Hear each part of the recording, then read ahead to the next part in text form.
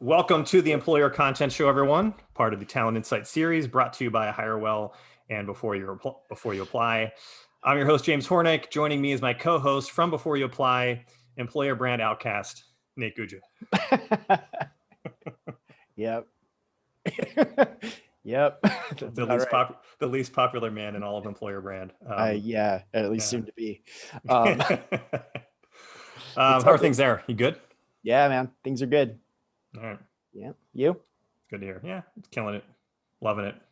Killing it. It's 40 degrees. You know, what can I complain about? It was 20 a week ago. So, you know, we're finally hitting a nice, it's like summer here in Chicago. Yeah. I like this mug, by the way. Yeah, that's nice. Good. That's nice. Yeah. Get to 50 and it's like shirts off. Yeah, basically. All right. So today's segment, The Truth Will Help You Hire, AKA what's up with all the bullshit corporate speak. What we want to talk, we found, what I've realized, it's a lot easier to talk about these topics when you kind of do a little bit of a lead in with some of your social posts. You know what I mean? That way you can kind of see what people are talking about. Also helps you kind of flush things out, I think, a little bit. But it's a topic that's come up a little bit recently, so we want to get into it. And not to give things away for potentially the next show or two, but it may be going back to how I introduced you. There's a lot of stuff on the employer brand space that is garbage. So, and I guess, but taking things out of it being fair, you know, every company has an employer brand, whether or not they do anything with it, right? Like it's not like something you either have or you don't. It's something that every company has. And if you don't do anything to foster it, it's going to suck, you know? But I think it's a lot of companies kind of fall into this trap where they have two problems with how they voice things to candidates. One, everything is absurdly positive, like positive and generic, you know, it's pictures of happy people. It's saying how great the culture is. It's just talking about just all the same stuff you hear in every job pitch you've ever heard in your life, kind of being repeated, same buzzwords and everything, you know? And then it's the tone of it is very like bland and generic, you know, it's written in a very corporate tone, you know, and that's what I kind of mean by, I believe that companies that just take the opposite approach, where you're just honest and you're truthful about what's the real deal about working there, you know, the good and the bad, and just what's it like day to day. But on top of that, I think that writing in a more personal way or presenting with this video or audio in a more personal way versus overly processed is going to help you hire. But not many places do this well. And I'm probably right in your wheelhouse. You probably didn't even realize it going into the show that this is kind of what you run into, I'm sure, on a daily basis. Yeah. You're doing it before you apply. Yeah, for sure. Oh my gosh, there's so many places we can start. I was thinking about this thing just yesterday, I think, where like companies don't see humanness as a legitimate form of capital, and that it actually is. Whether it's the corporate brand, employer brand, individuals at the company, whatever, it's just like humanness is like what connects us to something else. And I see it as like actual capital. Like it's just like it's something that's relatable. We're just drawn to it. And like we can think of companies who do a really, really good job of that, of just like being human, just being like normal. Yeah. And we love those companies. There isn't that many of them, but the ones that we do know of, like we just love. But especially in B2B, that just kind of think that it doesn't exist. It's like this positioning and the optics of being professional and coming across like a certain way, just like it permeates the entire industry. But the ones who like separate out, I don't know, they have a really huge impact. Not to even get us completely off track here, because this is a point I want to make at some point in the future. I think this could be a different topic entirely, is that like when you talked about your corporate brand versus your employer brand versus personal brand, like once you start thinking those are three different things, you've already lost. Yeah, I agree. Because you already have in your head that you need to position this part of your company in this way, and this part of your company in this other way, and this part of yourself as your leaders in like a third way. But realistically, I mean, you've already bought into the positioning game where you need to start putting up some sort of false front, you know what I mean, to three different audiences, you know what I mean? So Yeah. one, I don't believe that's the way you should be going about your branding in the first place. But secondly, I think that I don't understand why there'd be more than one concerted message about who you are and what it is like to work there and what it is you stand for, right? Yeah. Anyways, Oh man, I want to talk about that. write that down for next time. All right. I think so. And I want you to kind of take over with any example Yeah. you can think of here. But why does these things happen? So first, I was talking about like the overly positive nature of everything. I think it's people are just afraid to say the wrong thing. They need corporate approval for everything. That's the thing. Okay. You have to get corporate approval for whatever you want to do, and you have to make sure everybody's okay with it. And by the time it passes through, regardless how big or small your company is, if it's a small company, you just have to get the owner's opinion. Owner might know jack about communicating with people or how they're perceived or what he wants, or he might be completely clueless about branding and content and just any of these types of concepts. Yeah. Or if it's a large corporation, and then you're talking about having to jump through all kinds of hoops of potentially legal approval, and you know what I mean? Like it makes it untenable in some ways. So that's a challenge, but that's one of the reasons why I think it, and no one's going to approve something that isn't overwhelmingly glowingly positive typically. Right. Yeah. So everything is PR'd. It's like I think we all need to like accept that at most levels, what we end up seeing has gone through a number of filters to just to get out, you know? And so by that time it is like, it's so watered down, and it's just like, it's a piece of like the reality when all we want is like the actual reality. You know, another thing too is like marketing tends to like want to have their hand in all of this stuff, especially on the employer branding side. For most of the time, they want nothing to do with it until something has to get out. And then once something has to get out, then suddenly marketing like has to take a look and they have to approve it. And it has to be in alignment with the things that they're working on and their initiatives. And like the whole thing just like gets super complicated. Like I was talking to somebody recently who said that if they want to put anything out that has to do with employer branding that has the company logo on it, it has to be approved by marketing. And so what they do to circumvent that is they remove the logo and then put the stuff out so they don't have to talk to marketing. Like why? Here's a thought too, right? And I'm glad we're having this conversation because you're putting me on topics I wouldn't have thought about. I've talked a lot on my other show, because I do so many shows, about on the 10-minute talent rant, also part of the Talent Insight series. But Jeff Smith and I have talked about this a couple of times now, I think, where like talent acquisition shouldn't be an HR, it's not an HR function, right? But that's just where it falls. Here's an idea, but I think that employer brand is also misplaced, partially because there shouldn't be multiple brand concepts. But here's an idea. Your marketing team is not just responsible for product. Your marketing team is also responsible for your message and hiring. Like make that part of their charter, make them in charge of employer brand. Just a thought, because it's really like I said, it should be the same message, but people will develop plans based upon how they're comped and what their goals are. And the way to get your marketing people really good at employer brand and really brought in and really caring about driving it real fast is just make that one of their goals. And you're going to see some really smart marketers figure out how to hire people really easily, really quick, just because you told them, hey, that's something we're expecting of you now. Yeah. I've changed my tune on this too. Which I don't know. I guess that's good. I mean, it just shows that like we should never think about anything with like a fixed mindset, but like really like what you're describing, like if 6 months ago or 8 months ago or something, I would have disagreed with it. I would have said like, no, employer brand has to sit on the talent side, has to sit close to recruiting, you know, that kind of a thing. But like now, especially with some of the things like you and I have been chatting about offline, I do like, I see the whole thing as one now.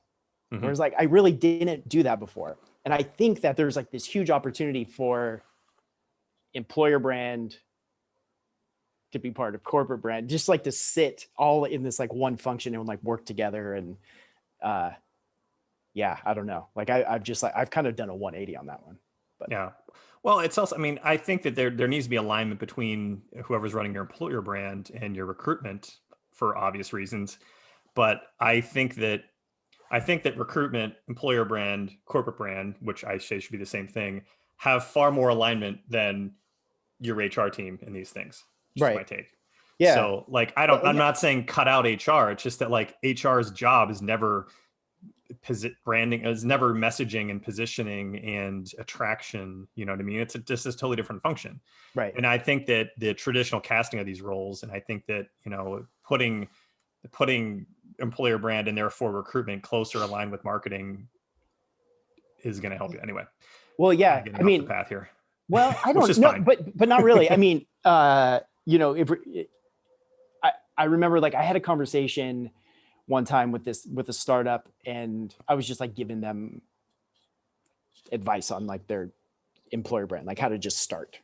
Mhm. And I remember like I was sitting in a room, like actually literally sitting in a room, which was rare, but their head of marketing was there, and we were talking about their career site, and she said like, she goes, "You're not touching my what's it called at the top of a website, the buttons, I forget what that's called, but like Your navigation or the yes, you're not touching my nav bar."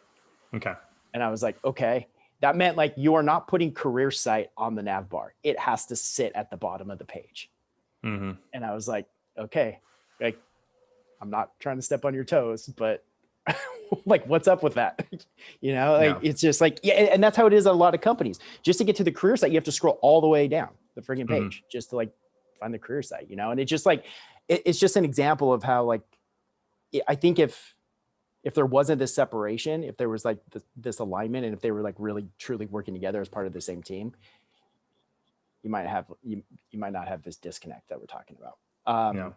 Anyway, back to the task at hand here. Go ahead. I was gonna say, so I can get us back on one thing because I wanted to mention this point too. Why everything's so bland and generic, and I think this is a larger problem with just communications and writing. And I read this recently, actually, it made me think about it. So ever since I can relate it to myself personally because, you know, I love talking about myself. I think that ever since I copied your idea about doing a personal newsletter, which is essentially the social media posts I make, I think my writing has gotten better. And people have mentioned this to me as well. It's not just my own perception of it. And I think that's because the concept of writing to one person versus writing to many. And I think this is the big issue relating it back to this topic with why employer brand hiring messaging goes bad or sounds generic and bland. When you're writing to one person, one fictional person, and you're trying to say, okay, what's one reader going to find interesting? How should I write a headline? How should I write copy that's going to resonate? Versus I'm trying to write something that 10,000 people are all going to simultaneously enjoy. It just changes the tone you use. It changes how personalized it feels. It has a difference on it's why people like it's why reading someone's individual tweets are more interesting than reading their corporation's tweets. Like there's no reason why, like I've said this a million times too, Elon Musk Twitter, everyone follows that. Probably no one follows Tesla. But just because it's just a, you know, it's 280 characters. Like there's nothing about it saying the person has to have more interesting tweets than the company, right? It's just that companies are communicating broad, generic corporate statements versus someone's just like riffing whatever he feels like, right? And you're just more attracted to the latter. But there's no reason why it has to be that way. There's no like, you know, there's plenty of like Wendy's is their Twitter is hysterical. But even to bring it back to, and not to just totally go down all these kind of different rabbit holes, but if we're talking about statements on your website, on your career section of your site, if we're talking about, you know, things on your Glassdoor, how you wrote that, or whatever kind of maybe, you know, user review site there is, or if we're talking about just posts you make on LinkedIn or whatever channels you're using to attract people, you don't, just because you're using your company's handle doesn't mean you have to be using a boring ass try to talk to everybody at the same time voice. And I think that's exactly where everything goes wrong. That's like the second half of why, because everyone knows that's fake. Like no one talks like that. You know, that's a company talking. You know, that's a marketing department who has to get approval from a lot of people talking. That's not a real person actually having like a conversation with you or answer any questions you really care about. Yeah. Okay. Geez, I'm thinking about a lot of stuff right now. Why does there have to be so much approval? That's a good I question. think that, well, I think it's going to be different in different companies, but keep going. I'll think of an answer as you're elaborating. yeah. And if you don't have an answer, that's okay. I just think, I know that there's people who will hear this and go, yes, I want to be more transparent. I want to be more human. I want to be doing the things that we're talking about, but I can't because there's layers. Mm-hmm. And why are there so many layers? Like, what is it? Is it people who are like, they're just worried about losing their jobs? Is it they're worried about losing money? Is it like, what is it? Are they worried about like not being liked? I don't know. Like there's like something at the core of all of this that has created these barriers. And I don't know what those are. Travis Scott's Scott. layers exist because of fear, legal issues, brand issues. Yeah. Travis, by the way, we're going to get to your question. So I've got to actually, I have a two-part answer to that. That'll be the next thing we discuss here. So stay with us, my friend. Too bad we can't just like pop him in here. Yeah, I know. Maybe I could have had I set this thing up differently. Chris Walker does that on his. I got to figure out what the Zoom settings he used to pop people in and out of his podcast. Because that'd be sweet. Webinar. Yeah, next time. I think that you have to think of it this way. You're running a large marketing department and you're responsible for everything that goes out, but you're not writing the copy. And let's say you have the person who maybe is writing the copy, their normal voice might be just different than yours, might be radically different than yours. They might be, maybe they're younger, different walk of life. They have a different sense of humor. They have a different style, and you just don't dig it. You know what I mean? I think that, so you instruct them, hey, just kind of play it down the middle. Maybe it's also, it's typically runs up to you. So you want things to be nothing. It's going to make you look bad. I think there is a lot of play it safeism. I think there's a lot of let's not do anything that could get us canceled, or let's not do anything edgy that people might not resonate. There's more of a fear of something going a little bit south and someone taking something the wrong way. Maybe someone who's not, maybe if you're using memes or something related to internet culture that is a totally harmless joke, but someone reads the wrong way. There's definitely a level of play it safeism, especially the larger companies you get in. People are less worried about hitting a home run on something as simple as some copy on your employer site or a social post, and they are about like getting fired because something didn't land. Yeah. Okay. I mean, I get it on the personal side, especially companies who are in like really regulated industries and things like that. I get it. I mean, especially like when you have a lot of employees, any one of them can just like go off the rails and like damage stuff. I totally get that, but I'm thinking of like the voice that's coming from the company, and like, I mean, there's a lot to be said about a company who takes a stance on something, and I don't mean a stance on like a social or like political issue. I'm talking about like a stance on something in their industry, like an actual like hard opinion that is differentiating and like contingent search is stupid and no one should use it. No, honestly, that's a great example. But I think like more companies need to do that. Just like take a hard stance on like, this is why we do it. This is what we're changing. Well, the answer I think is even simpler then. Okay. So what I was talking about, like to your point, probably that's more regulated industries. If you're in healthcare or finance or something like that, you probably need to have a pretty straight-laced social presence because everything has to get approved through an official legal filter. But what you're talking about, I think that I think it's honestly, it's just because a lot of places they're not that bought into content in the first place. They view it as more, okay, it's an obligation. It's something we have to have up there. Just get us something that works. Just get us something simple. It's not a driver for us. Just write something that's fine. Like, okay is good enough. Let's just move on and focus the rest of your time on something else. I think honestly, I think that's the main thing, like it's not until you've realized what having a killer employer brand is can do for you, or until you've realized what having great content can do. You've seen the net results of that, so you realize, we need to experiment more with this. Like, Yeah. we need to have a little more fun with it. If you look at it as something that is kind of low priority, it's never going to get the attention you need to really to do anything that's kind of outside the norm, and the norm is boring. Yeah. Yeah, it is. Thinking like specifically about the actual topic here. When you can get leadership involved in like the creative process, or even just involved in like caring about the way you're positioning yourself, let's say to candidates, that goes a long way. When they start participating or like co-creating and getting bought in, and like realizing that the stuff isn't as scary as they might think, that goes a long way. You can start like really pushing boundaries then. Boundaries, I mean, come on. but really, I mean, you can, like, if you have a CTO who really believes that like hiring is their most important job, and they believe that the way that their function or their company is branded to engineers is like that important, they'll be behind it. They'll like want to experiment with stuff. But I think like that anytime there's separation from that work, these barriers just come up, and it just like becomes deprioritized, and you have to like stick with what is like super comfortable. I agree.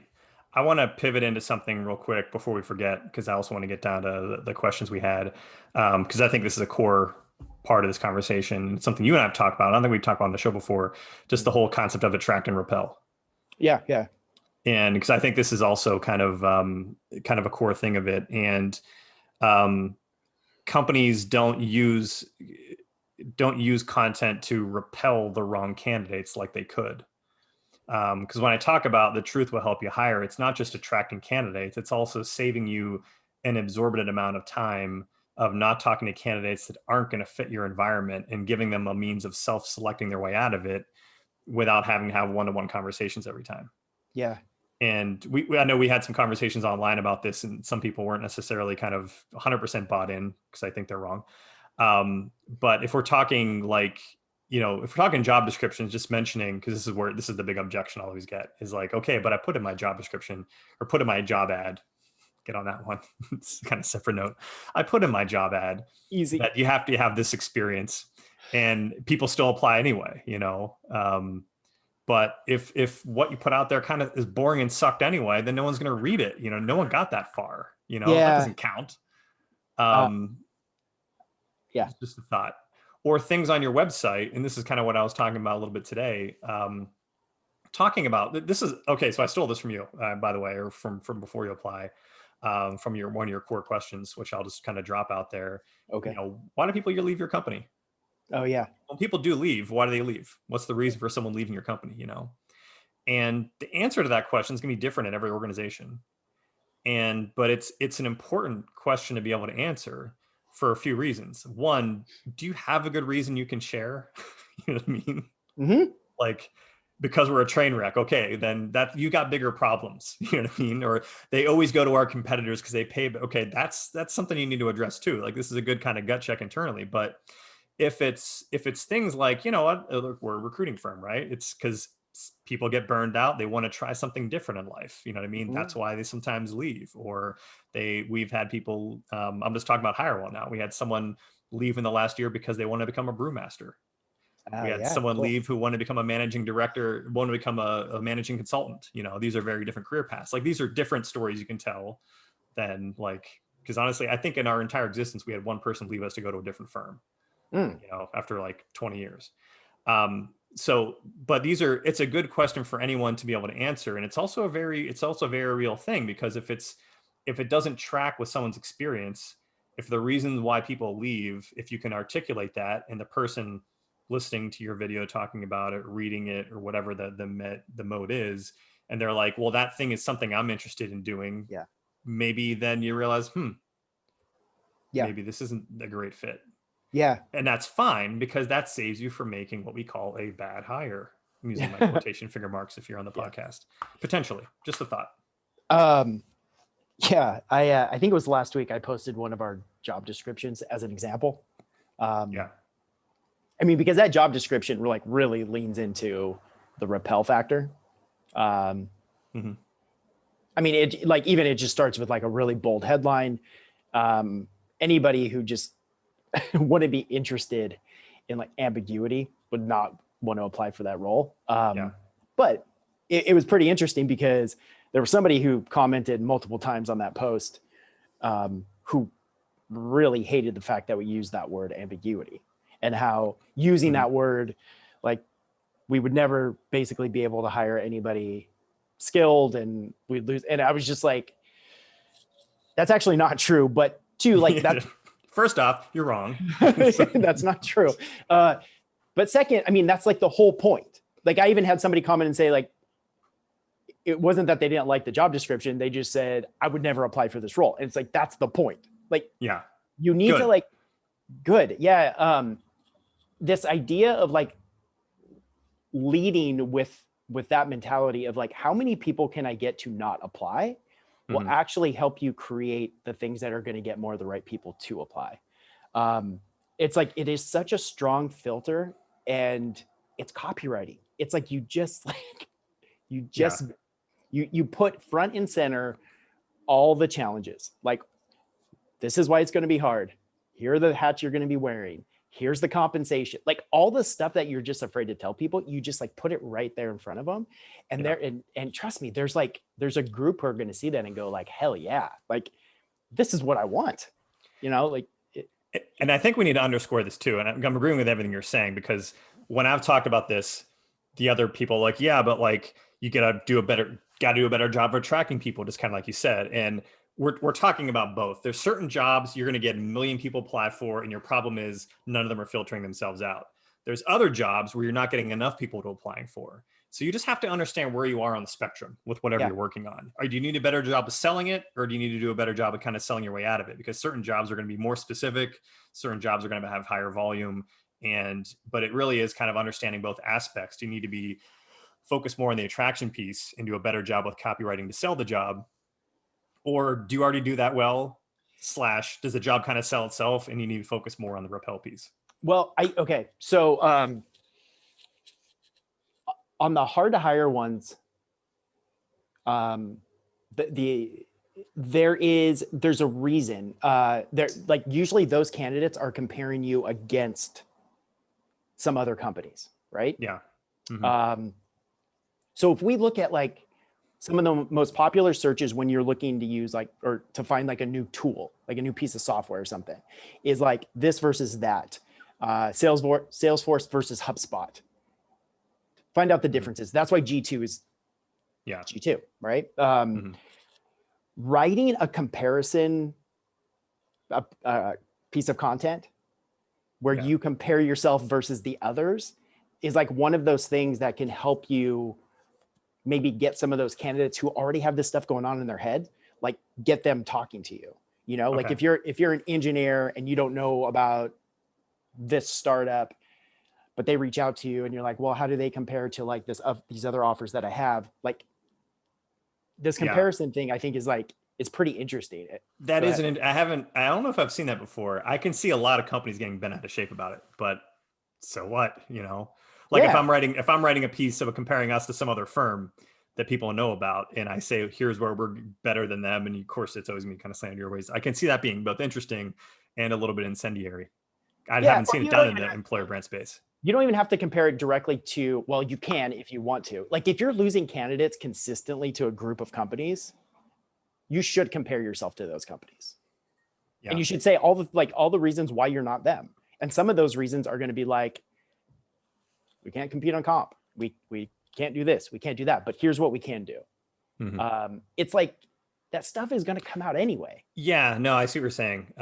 Because that is, we see, we know, we have a sense of what companies locally that I'm not talking people we compete against, but maybe our clients compete against. You know, there's certain like companies out there that do a better job of hiring than others. And we'd have a kind of an innate concept of, here's where they're really strong and where we need to worry ourselves about kind of bringing it toward the job seeker's attention hey, these are things, these other companies are going to do great. Here's what you might be missing though. You shouldn't overlook about this thing we're talking about. Yeah. That's one of the reasons what that's a total side note. That's one of the advantages of using a really good third party firm is they're better at selling candidates because they're more aware of the market a lot of the times. But because of that concept specifically, tying that into your employer brand would be a really smart move if you knew that was something you had to worry about. Only challenge is that like your competition for candidates is usually different than your competition in business, right? So some companies might, and I'm not saying it's no reason not to do it, but it's more of if you were asking if there was a software firm that focused in let's say some mid-sized city that focused in cloud computing or something, you know what I mean? Their competition for talent probably isn't another firm that does what they do locally there. It's probably someone in software firm for financial services or something like that. So it's more, it's kind of keeping an eye, like when you're hiring devs or really any skill set, like your competition isn't necessarily your talent competition is usually gonna be different than your outright business competition. But I digress. Yeah. I mean, yeah. It's something No, just to take into account. Right. I think like there's a lot of those like why we're different is saved for conversations. Yeah. But you have to get to the conversation in order to relay that information. So what you need to start doing is just address all that stuff on the front end. Man, there's a huge, gosh, I'm thinking about, I've just kept hearing recently how hard it is to recruit accountants. Which is like a world that I'm not really privy to, but like, so one of the merry areas we work in, but yeah. So it's like one of these things. It's like why we're not the big four, kind of thing, where it's like you just compare yourself to everybody that you're losing candidates to. But anyway. Anyways, let's get into Travis Scott's questions here. So Travis Scott, member of our DIY content creators group, we told him we were doing this topic. Looks he was here listening live a minute ago, and then it looks like he bounced. Love to hear your thoughts on what makes a great candidate experience and how can the same level of effort continue through to when the person becomes an employee, and are the two interrelated? Second follow-up, do companies who treat their customers and employees better than most naturally have better candidate experiences? So I was disappointed in this one. This line of this back and forth in the Slack group really kind of went off the rails. So it was quite amusing to watch. Answering the first question simply, I'd love to hear your thoughts on what makes great candidate experience and how can the same level of effort continue through when the person becomes an employee. So I guess what makes a great candidate experience, honestly, I think that's a real simple question. Candid interviewers, timeliness, feedback, interesting questions / discussion, and a no bullshit profile, what it's like to work there. Candidate experience typically goes bad because of process. That's like number one. So anytime a candidate interviews at your company, doesn't like it, doesn't like the experience of interviewing at your company, not like your company, it's because something didn't happen. Someone didn't show up to the interview on time. No one followed up with you. An interviewer wasn't prepared. It's always some sort of like planning process thing where something kind of slipped between the cracks. So that's kind of, I guess, the first answer for that there. I wanted to also, getting into the second part, do companies who treat their customers, employees better than most naturally have better candidate experience? Yes, because they don't have to fake it. Right. 100%. I think that, so there's a couple different points I want to kind of make here. And because you and I were kind of talking about this beforehand, employer brand and candidate experience are two different things. So so we're kind of defining our terms. Employer brand is really the perception of your company in the market. So these things are related. Candidate experience is what it's like to actually interview there. So like I said, candidate experience is process. I would say that really any company with a strong employee engagement, i.e. culture, anybody that has, it's a good environment to work in, that just adds process to an interview, they're going to have a good candidate experience. Yeah. I think it's seamless like that. I was reading Fortuitously. I was reading Tony Hsieh's book recently. He's the I just finished it like the other day. So those who aren't aware, he unfortunately passed away recently, but he was the founder or he was a CEO of Zappos, and they were renowned for culture. Yeah. And he had some excellent points. Like so my wife works in the apparel industry. I mismentioned her, hey, I'm reading this book. It's, by the guy who the CEO of Zappos. And the first thing out of her mouth was, oh, they're great to work for. I'm sure it's a great book. Like that's how strong. And here's the point. That's how strong their employer brand is, because people who never worked there, never interviewed there, just hear within the industry that they're a great place to work. Right. He had a lot of points about culture, the values. They had some interesting values, like be fun and a little bit weird is one of their values. Mm-hmm. Like they have a bunch of other things that were just like not your standard kind of BS. But here was the interesting thing. The values aren't real unless you hire and fire based on values. Like if you're not willing to actually pull the trigger on somebody because they match your values, or cut ties with somebody because they don't match your values and what you believe in, then it's crap. Like there's no other way of saying it, So everyone talks about you need to put your value statements on your website, but if you're not actually doing anything about it. But point being is that when you start making interview questions around your values, and that becomes part of your hiring process, you start bringing in people that are going to match that same type of culture. And long story short, the one takeaway that I really liked is that he believes that your culture is your brand. The brand is just a lagging indicator. So whatever your employee experience is, whatever it's like to work there, that will become your employer brand. He was actually saying employer brand. He was saying brand in general. Yeah. But when you think about it, it's pretty true. If like at Costco is my other example. Costco, I don't think spends any money at all on advertising. Certainly don't spend it on employer brand, but I know it's a great place to work because, stories are coming out about how employee focused they are. They raise the minimum wage. But the bigger thing for me, I'm a huge Costco shopper. Yeah. I see the same damn people there year after year. Mm-hmm. Like no one leaves that place. Okay. I know they have a good employee culture and employee experience because they keep it's in retail, which is hard to retain people, but no one leaves that place. Right.